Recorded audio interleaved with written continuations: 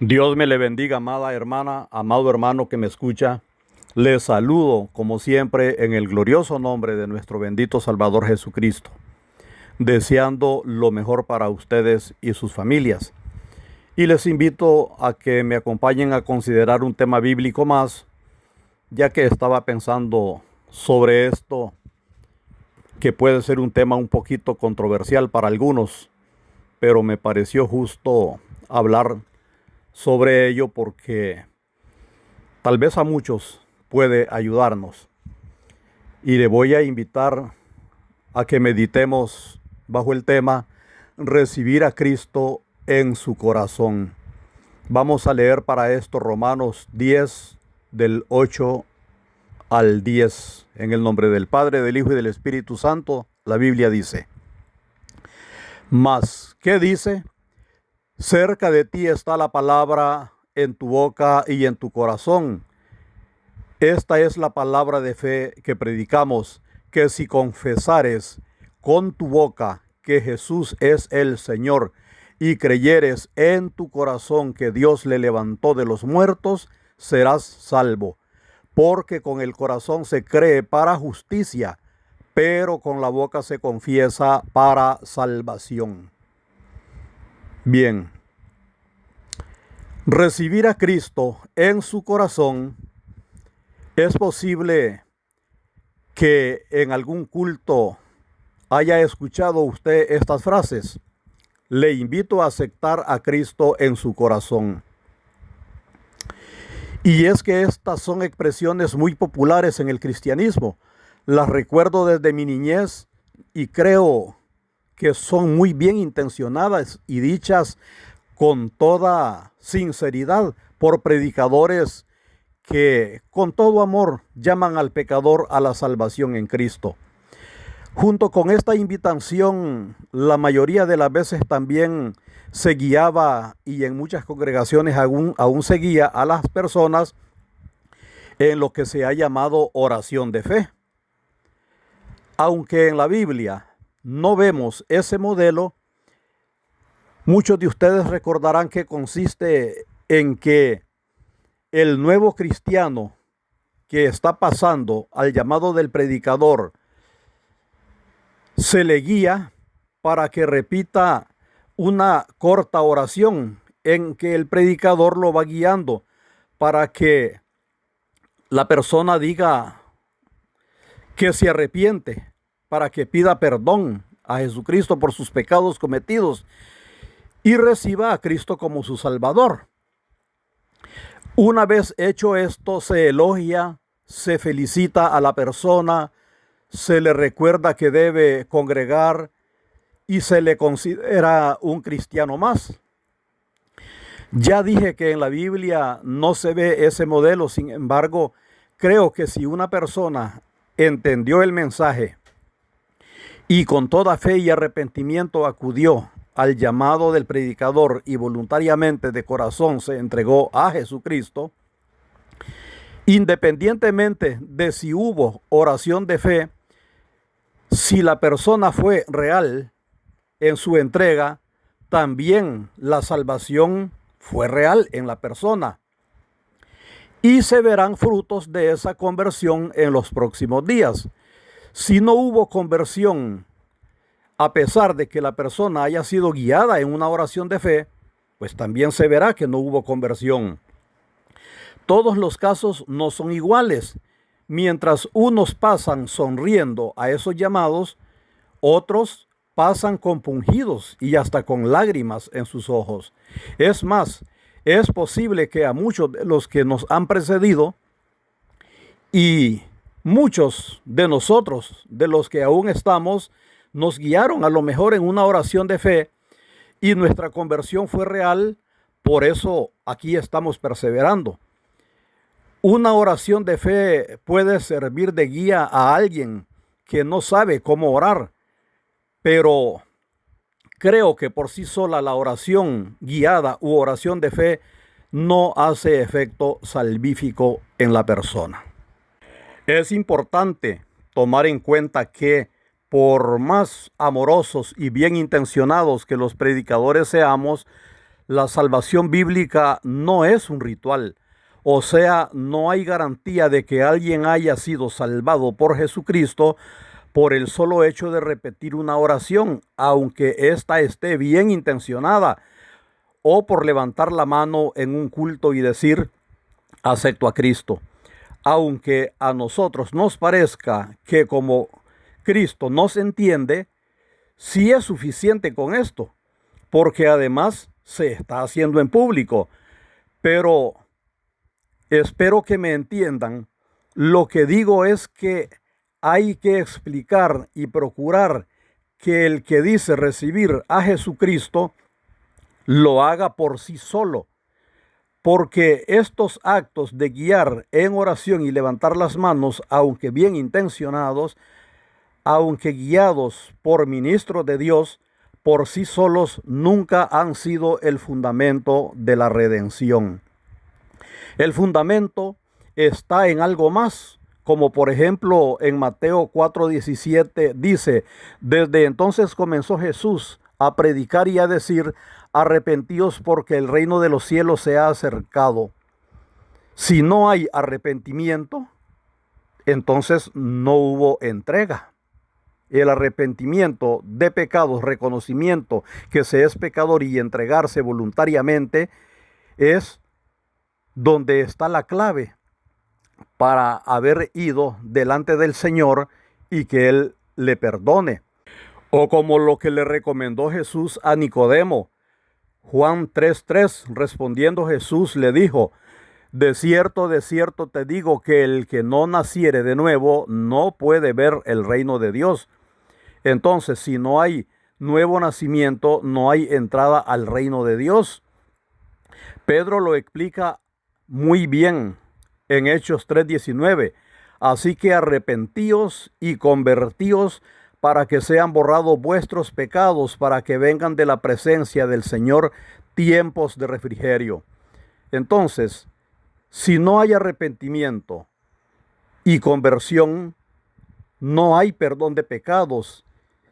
Y este arrepentimiento y conversión debe de tenerlos la persona que está pasando a recibir a Jesucristo. La oración guiada puede ser muy buena, pero si la persona en su corazón no está buscando el perdón del Señor Jesucristo con seriedad y como se debe, una oración guiada de fe difícilmente puede hacer mucho. Frente al púlpito, una persona puede ser guiada en ferviente oración de fe, puede ser felicitada por esa decisión, puede ser considerada un cristiano más, pero si en esa persona no hubo arrepentimiento y conversión, nuevo nacimiento, no hay salvación, y eso lo dice la Biblia.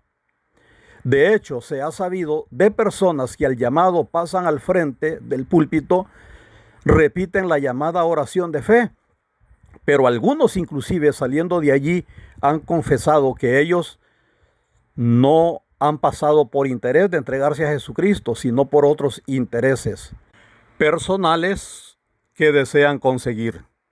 La salvación, amadas hermanas y amados hermanos, no es un juego, no es broma, no es hipocresía. Es una respuesta a la fe radical y genuina de una persona que ha entendido el mensaje de Dios, su necesidad de salvación y que pide conscientemente a Cristo perdón por todos sus pecados cometidos. Y este asunto de la salvación, por eso es que es un asunto muy serio, porque Jesucristo padeció demasiado para darnos salvación como para que nosotros busquemos o alguien busque la salvación como en bromas, como si Jesucristo fuera el necesitado. Los necesitados somos nosotros.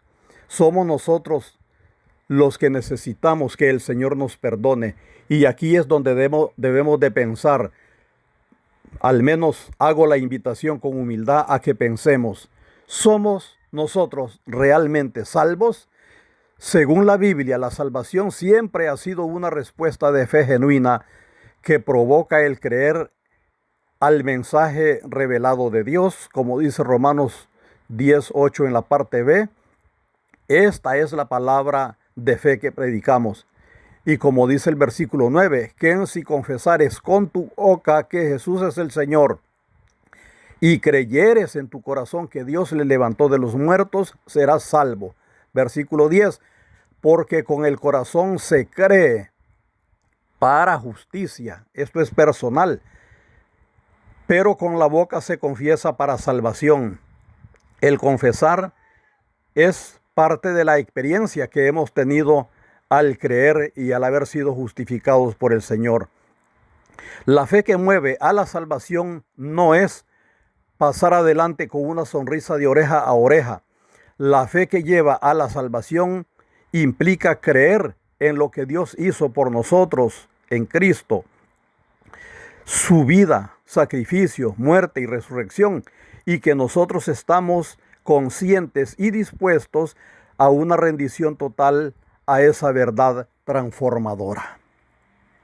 Más allá de cualquier palabra bonita, bien intencionada, o de una oración guiada y bien articulada, recordemos que cuando Pablo habla de creer con el corazón y de confesar con la boca, allí en Romanos 10, 9 y 10, le estaba predicando a personas que vivían en un contexto donde los ídolos abundaban y los emperadores eran divinizados y exigían exclusividad, respeto, fidelidad, veneración. Habían decretos que los ciudadanos debían obedecer bajo severas penas, incluyendo la muerte. Confesar a Jesús como Dios, Señor y Salvador en ese entorno no era un ritual vacío, más bien era demasiado peligroso. En esos tiempos ser cristiano era todo un acto de valentía, completamente radical. Confesarse cristiano era una declaración pública que podía costar la misma vida. Confesar públicamente con su propia boca que una persona creía en Jesús con todo su corazón significaba también publicar un rompimiento total con el mundo pagano de entonces, y que la persona ahora tomaba otra dirección, iniciaba una alineación completa e inquebrantable con Cristo. Esto no era simplemente repetir unas palabras en una oración guiada, era empezar a vivir una realidad que implicaba a veces rechazo, peligro, y hacerse cristiano podía ser interpretado como vil traición al imperio, al emperador y a toda autoridad en esos tiempos. Convertirse al cristianismo podía implicar perder el trabajo que se tenía, perder la familia, perder las propiedades o cualquier bien, perder la libertad y perder la vida misma.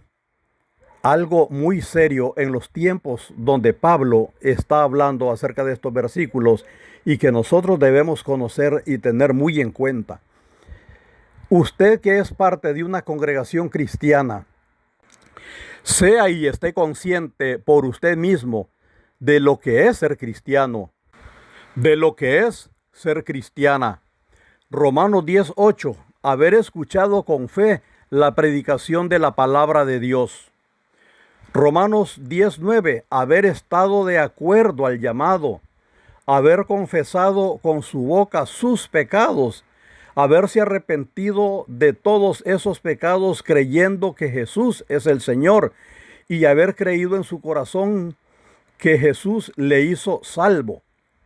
Romanos 10:10, con su corazón haber creído que la justicia de Dios le declaró libre, y con gratitud y libremente haber confesado con su boca que usted ha recibido esa salvación que Cristo le dio.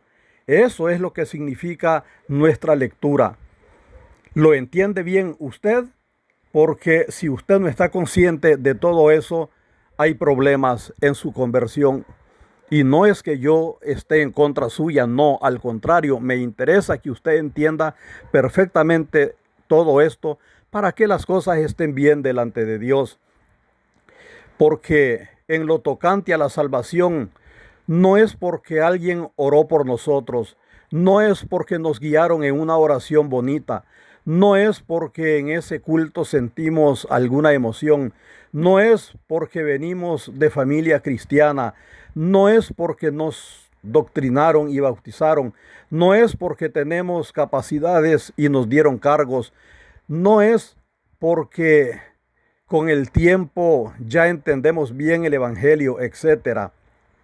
Todo eso es bueno, pero hay mucho más. La salvación es porque al oír el mensaje fuimos conscientes personalmente que éramos pecadores y que debíamos acudir a Cristo para que nos perdonara, porque nos arrepentimos de todo pecado, porque de corazón pedimos perdón a Dios, porque tuvimos un nuevo nacimiento ahora en la familia de Dios, porque ya redimidos, justificados, regenerados y renovados, tenemos paz para con Dios, porque ahora el fruto de esa obra se ve en nosotros y el fruto del Espíritu testifica que somos realmente hijos de Dios.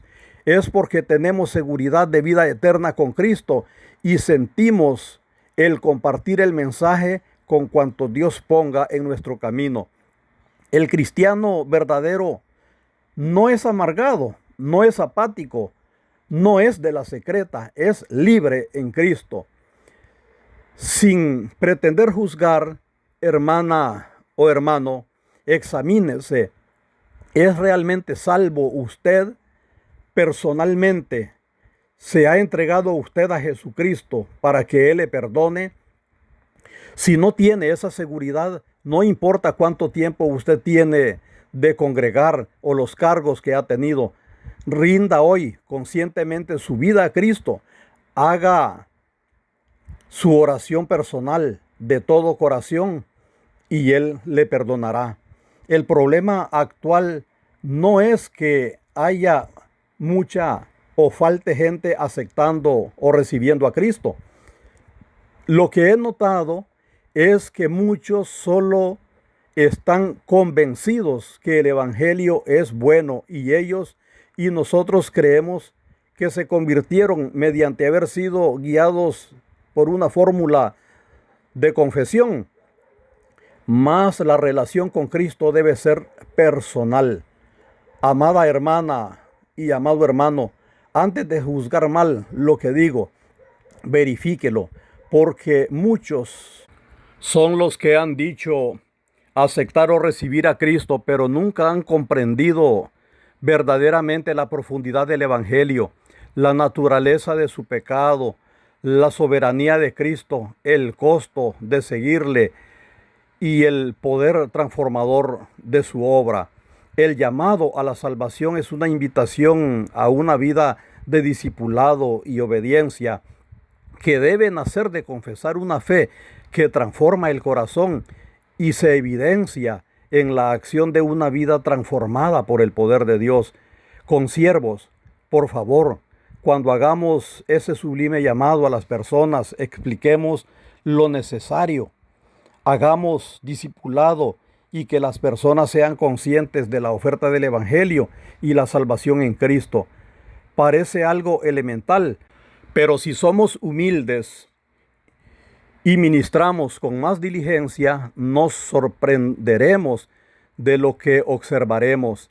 Dice Primera de Pedro 4:10, cada uno según el don que ha recibido, ministrelo a los otros como buenos administradores de la multiforme gracia de Dios.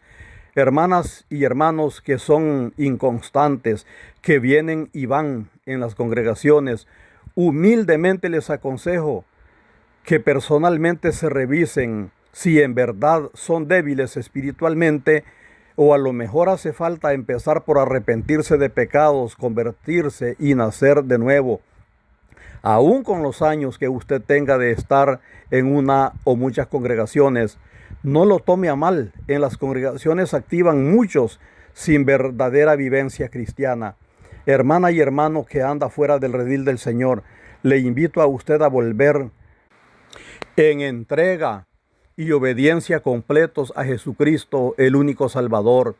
Amiga y amigo que no ha querido recibir el perdón que solo Jesucristo puede dar, lea la Biblia y se dará cuenta que las cosas no son como creemos o pensamos, son a la manera de Dios, el Creador y Salvador. Entregue su vida a Él y garantice el ser salvo de condenación eterna.